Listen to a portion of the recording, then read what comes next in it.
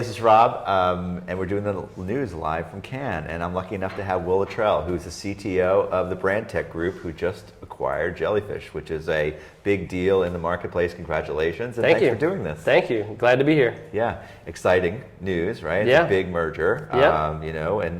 and independent agencies getting together and becoming bigger on the stage. Takes us to 7,000 people. Wow. Yeah, Wow. it's a mind-boggling number.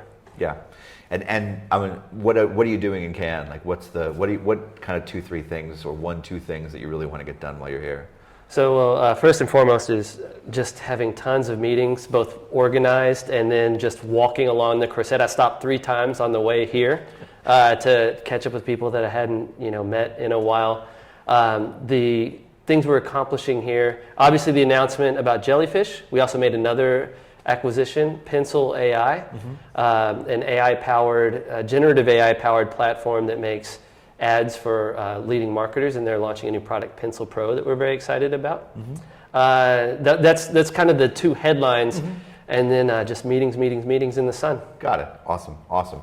So we run the brand safety series, and brand safety is a big part of your DNA. Yeah.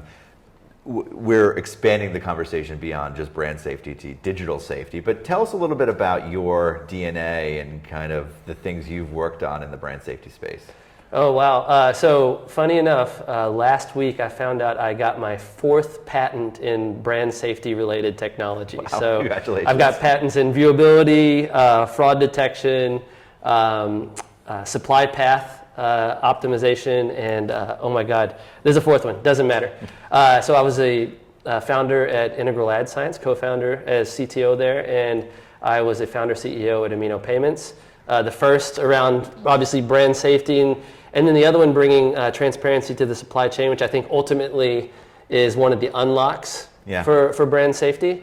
And I'm currently involved in a couple of companies, Good Loop, which I think is a natural extension. Yep. When you're talking about brand safety, I think there's an evolution there for things like carbon measurement, which they're very active in, as well as ads for good. Watch to complete videos, and then another one, Ad Fontes, about reliability and bias in the news. So get dollars flowing back into legitimate news sources away from disinformation. Got it. So both founder, advisor, investor. Yeah. You've kind of seen the 360 view of a lot new going technologies. On. And so what's new? Like, so how do you see the evolution happening, and what are we heading towards in terms of growing the brand safety landscape?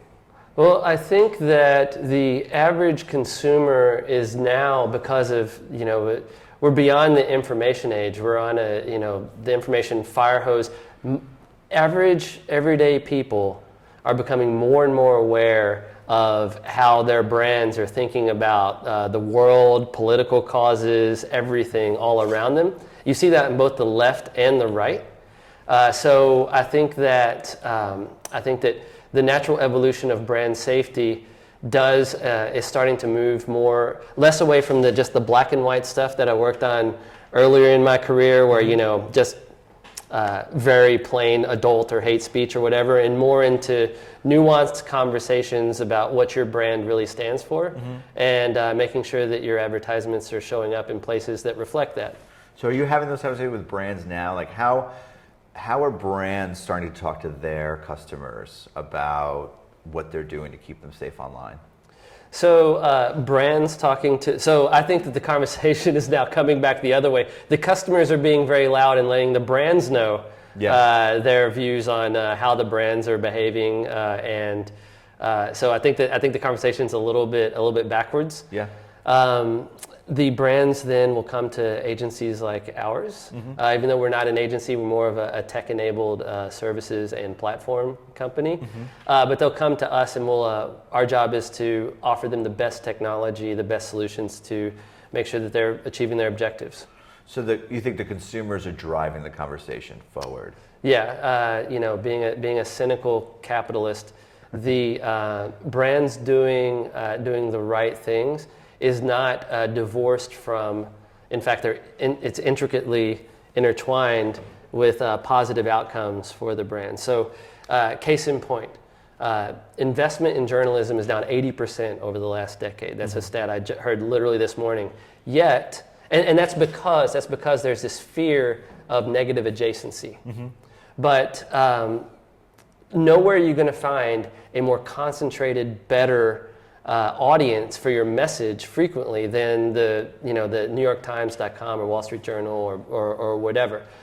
So that's a perfect example of how doing the right thing, which is funding good journalism and brand safety, but also you're going to get a great return on those ad dollars, and doing it through programmatic channels that support those kinds of metrics. So then why is the funding down? What's the because it's a messaging disconnect, right? It seems I think a lot of the ad buying and the marketing function has been taken over by essentially what was traditionally kind of the PR crisis mentality, which is not trying to achieve the best positive outcome, but more about trying to avoid massive negative outcomes. Yeah. So that's made everybody very, very conservative.